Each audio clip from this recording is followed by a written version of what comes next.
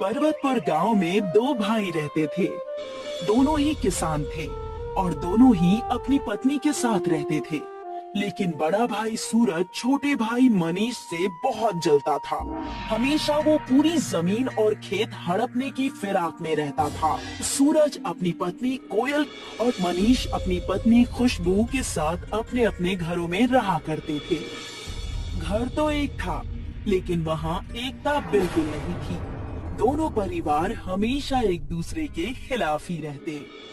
मनीष अपनी पत्नी खुशबू के साथ खेत पर जा रहा था। तब वहाँ पर सूरज अपनी पत्नी के साथ आकर बोला, सुना है हमारी फसल इस बार पूरे गांव में सबसे अच्छी हुई है। हमारे खेतों में इस बार सोना उगला है। मेरी खुशी का ठिकाना ही नहीं है और दूसरों की फसल को देखकर लगता है कि उनके घर एक दाना भी नहीं आएगा। लगता है जेठ जी के खेतों की फसल इस बार बहुत अच्छी हो गई है, इसलिए इतना बोलबाला कर रहे हैं। सूरज और कोयल की बात सुनकर मनीष और खुशबू दोनों निराश होकर खेत पर जाने लगते हैं। हमारी फसल भी कम नहीं हुई है। हम अगली फसल के लिए अभी से ही मेहनत करना शुरू कर देंगे।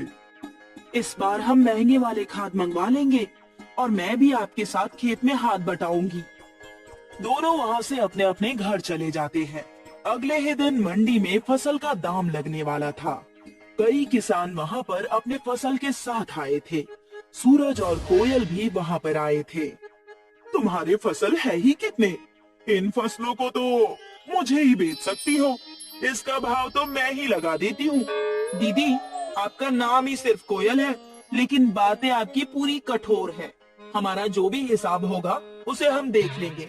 इतना सुनते ही कोयल वहाँ से मुंह बनाकर निकल जाती है और खुशबू अपने फसलों का भाव ताव करने लगती है।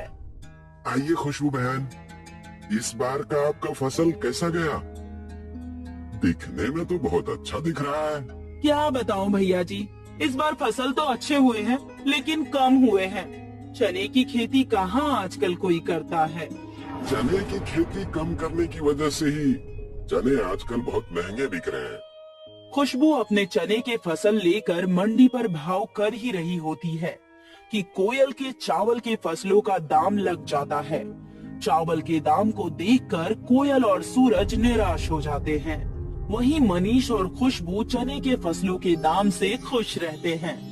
मैंने तुमसे कहा था, इस बार हम भी चने का फसल कर लेते हैं, लेकिन तुम मानी ही नहीं। अब देखो, हमसे ज्यादा मनीष को चने का दाम मिल गया। अरे, तो कौन सी इतनी बड़ी बात हो गई? हम भी अगली बार चने की फसल करेंगे, इसमें कौन सी बड़ी बात है? सूरज और कोयल दोनों चने की खेती तैयार करने लगते हैं। दूसरी तरफ मनीष और खुशबू भी चने की फसल की तैयारी में लग जाते हैं। अजी सुनती हो, इस बार हमें अच्छी तैयारी करनी है। इस बार भी हम चने की फसल उगाएंगे। समय बीत रहा था।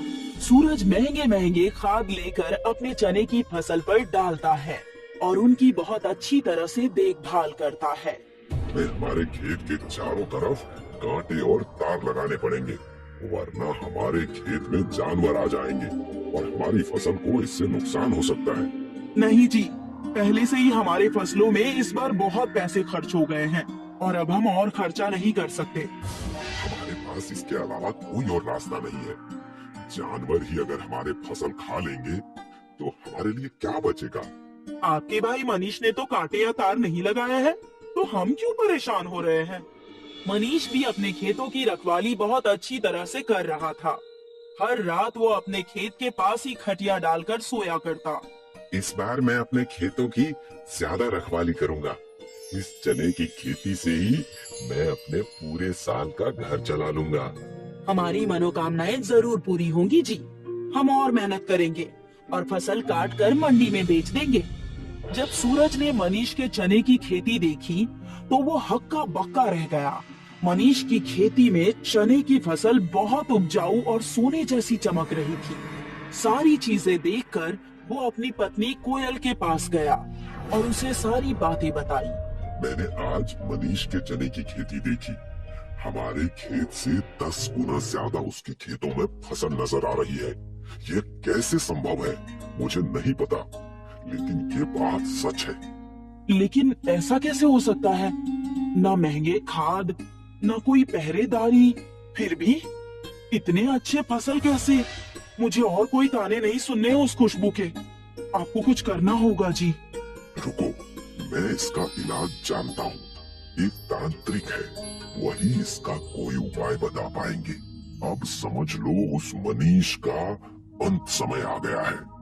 सूरज और कोयल दोनों तांत्रिक के पास जाते हैं और उनसे इस समस्या का समाधान पूछते हैं।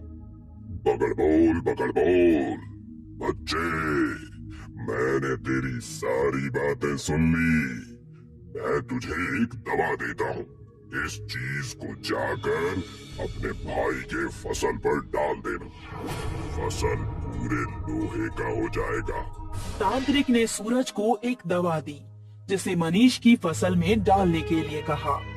जी हम ऐसा ही करेंगे। और रात होते ही सूरज मनीष के खेतों में जाकर सारी फसलों में वो दवाई डाल देता है। सुबह होते ही जब मनीष की नींद खुलती है तो वो फसल देखकर हैरान हो जाता है। वो वहीं बैठकर रोने लगता है। हे भगवान, ये क्या हो गया? मेरी फसल लोहे की हो गई। मैंने क्या बिगाड़ा है भगवान किसी का? मैं कहां से अपना घर चलाऊंगा? खुशबू कहाँ हो तुम?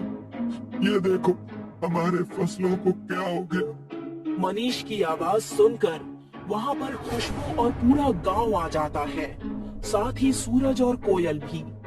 लेकिन ये सब कैसे हो गया? कल रात तक तो हमारे फसल बहुत अच्छे थे, मैंने खुद ही देखा था। और अब हम क्या करेंगे? लोहे के चने की खेती देखकर सूरज और कोयल बहुत खुश हुए और कहने लगे, कोई बात नहीं छोटे भाई, तुम कुछ दिन हमारे घर से चने लेकर बनाना और खा लेना। आप क्या कर सकते हैं? खुशबू बहन, अब रोना बंद कर दो और हमारे घर पे आके चने खा लेना। मैं रो कहाँ रही हूँ? भले ही हमारे साथ कुछ भी हो जाए, लेकिन हम तुम लोगों के घर नहीं आने वाले। तुम लोग उसकी चिंता मत करो। दोनों परिवार का झगड़ा देखकर सरपंच जी हंसते हुए आए और बोले, अरे मनीष बेटा, इसमें रोने की क्या बात? तुम्हें तो खुश होना चाहिए। लेकिन कैसे? हमारे फसल अब कौन खरीदेगा? तुम ये सोचो, चने के तुम्हें सिर्फ कुछ ही पैसे मिलते, अब तो तुम्हारे फसल में लोहे के चने हैं और इस समय बाजार में लोहे का बहुत अच्छा व्यापार हो रहा है। तुम बहुत अमीर बन जाओगे अगर ये तुमने बेच दिए तो। जी सच? क्या आप किसी को जानते हैं जो हमारे लोहे के फसल को खरीद ले? मैं उन्हें जानता हूँ, तुम घबराओ मत, बल्कि खुश रहो। जिसे पछताना है वो पछताएगा। सरपंच के कहने पर मनीष ने अपने लोहे के चने की फसल बेच दी और बड़े शान से रहने लगा।